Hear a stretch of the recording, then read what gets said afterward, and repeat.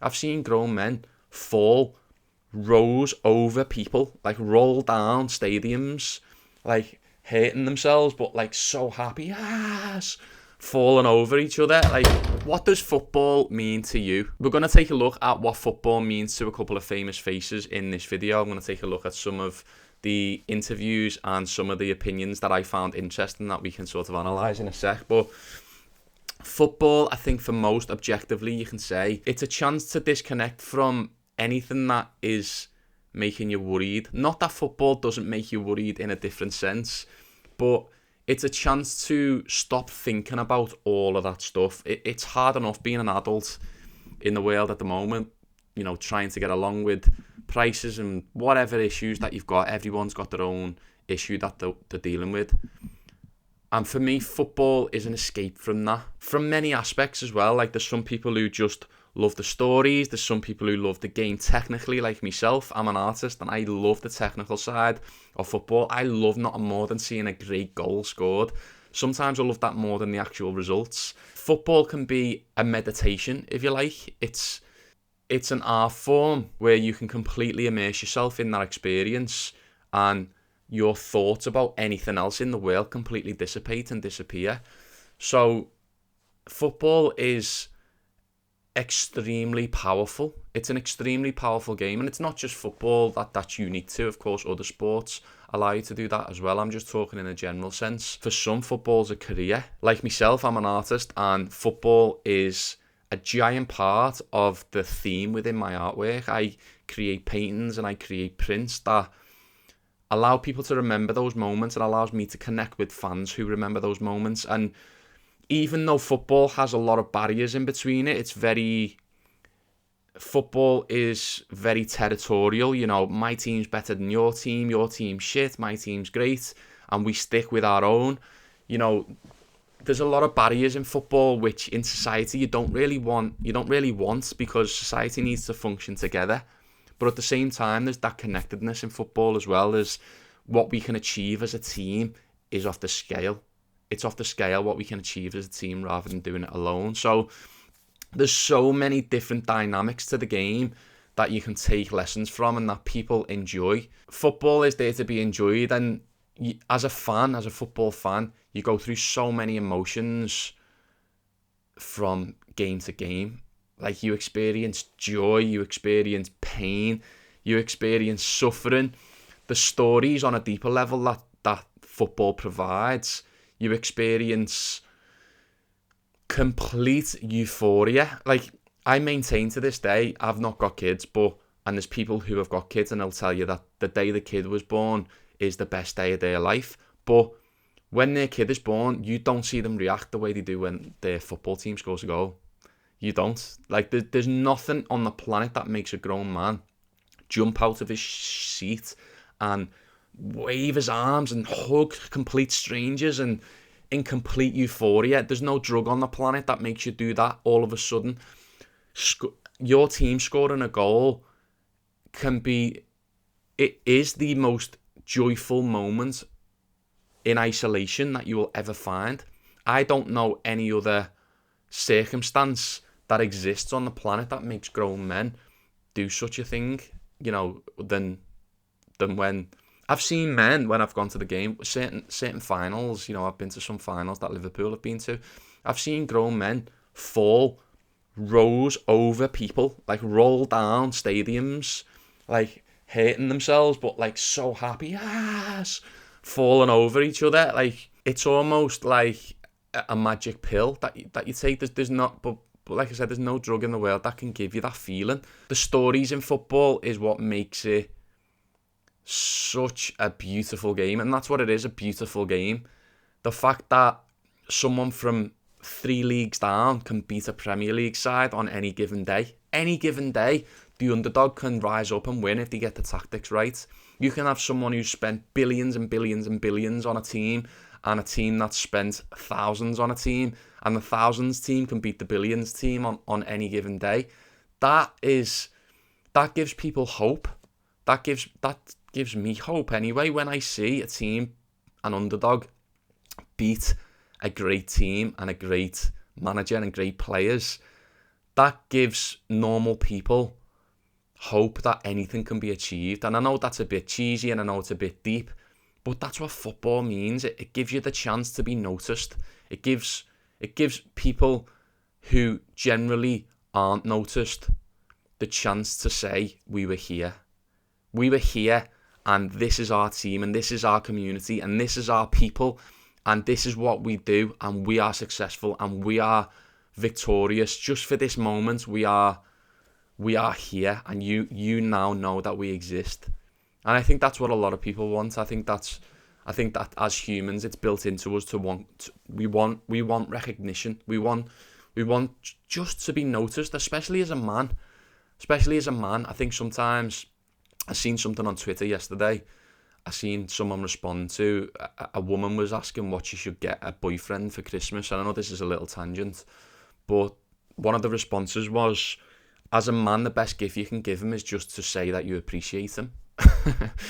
And that's true. As a man, you just want a little bit of appreciation. You just want to be noticed. You want that little bit of recognition, and football gives us a chance to be part of that. It gives us a chance when our team wins to be part of it. It gives us a chance to be committed to something, even if they're not doing well. It encapsulates commitment, love, support, failure, defeat, tears, joy, elation, a chance to practice stoicism. Even in my later years, I used to go to the game all the time, and the older I get, the more I think to myself, the result of this game isn't going to ruin my week anymore. I can't control what happens in this game, so therefore the only thing I can control is my response to it. So it's a chance to practice stoicism. It's a chance to get involved in something without it affecting your mental health, which is hard to do. So football, there's a lot of things happening, and it's a world which just, it captures attention. For me, it's mostly skill based. I appreciate the skill. I appreciate the movement. For me, football is art, and I'm an artist, and I love to see the technical side of things. And for others, it's a chance to celebrate with friends, just to spend time with friends, just to get out the house. For others, it's time to travel the world. I've been around the world watching Liverpool FC in finals, and I know some teams aren't that lucky, like Everton, but it gives people a chance to do stuff like that. For me, again, it's a career, and it's a chance to have fun with friends of a weekend, and it just brings so much to people's lives. I know people who dedicate their time and money every week and spend thousands going and watching their team home and away, and that is a commitment. Why do people do that? Why do people commit so much time and energy and emotion to the game? Because the storylines and what it offers is such a deep connection in what we do, what we want as people. For me, that is powerful. We're going to take a look at a couple of opinions on football and what football means to people, starting with the great Bill Shankly. Bill Shankly, of course, was one of Liverpool's greatest ever managers, and maybe the greatest manager of all time. And this is him talking on a interview about what football meant to him. Well, everything I've got about football to football, and the dedication and what I put into the game. Yes. You only get out the game what you put into it, Shelley. Mm-hmm. And I put everything into it I could, and still do, for the people and for the people that I was playing for and the people that I was manager for. I didn't cheat them out of anything. So I put all my heart and soul to the extent that my family suffered. Do you regret that at all? Oh, yeah, I regret it very much, yeah. Somebody said the football's a matter of life and death to you. I said, listen, it's more important than that. See how passionate he is? See how passionate he was talking then about the game that he loves? Like that's a man who dedicated his entire life to football, to the point where his family suffered, like he just said. But to say football, some people say football is a matter of life and death. I think it's more important than that. That's an opinion that a lot of people won't agree with. People say family is everything, but There's a reason people dedicate their lives to the sport. There's a reason. It's not just financial. You can see in his face, you can see in his reactions that it's deeper than that. It's deeper than that.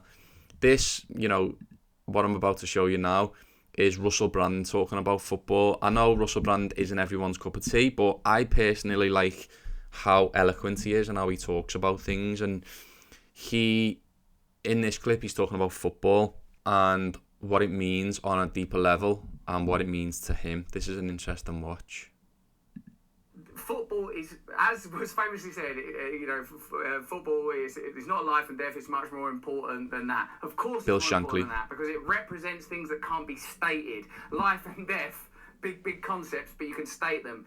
What lies beyond the words? What lies in the deep fathoms of emotion that you can see expressed through hysteria and joy and collectivism, brought about simply by 22 people booting a ball about. I hope I've provided for you some context from a personal perspective and at least my own opinion of what it means culturally. That somehow this sport is a prism and lens for things that are hard to identify in the same way that art is. That it contains majesty and tragedy and beauty and pain and suffering. It's so powerful, you can't deny it. It's so powerful. There is a grace that is coming through. England 2, Germany 0. Interesting that he compared it to art. He compared it to art, which is exactly what I was saying. There's a grace that comes through in that medium where it's just those timeless stories that you see in the Bible and things like that. And I know, are you comparing football to the Bible? Yeah, I am, because the stories are just as powerful. I can't describe the feeling of when Liverpool won that Champions League final in 2005. I was 15 at the time and I watched it in my living room. And I can't describe to you what I felt during that game. Liverpool were 3-0 down at half-time to the best team in the world, AC Milan. And somehow we came back and we won that game. This is what I was saying before about underdogs. And to see that and to see your team being that up against it, to see them turn those circumstances around, I'm getting goosebumps on my arm now talking about it, to see them turn those circumstances around in such a short space of time, just through pure belief and just seeing the fans singing defiantly, "You'll never walk alone," 3-0 down. Half the people had left the ground because they thought we were going to get embarrassed. To see that happen, which that's something I've seen time and time again as a Liverpool fan. I'm really, really blessed to be able to have seen that. I can't describe that feeling. It's beautiful. It's beautiful. Here's Bob Marley's version of his opinion on football and what football means to him. This is a really interesting watch. Football is a whole skill to itself, a whole universe to itself. I love it because you have to be skillful to play it. Because we play football and we play music. Freedom. Football is freedom. Football is freedom. It is.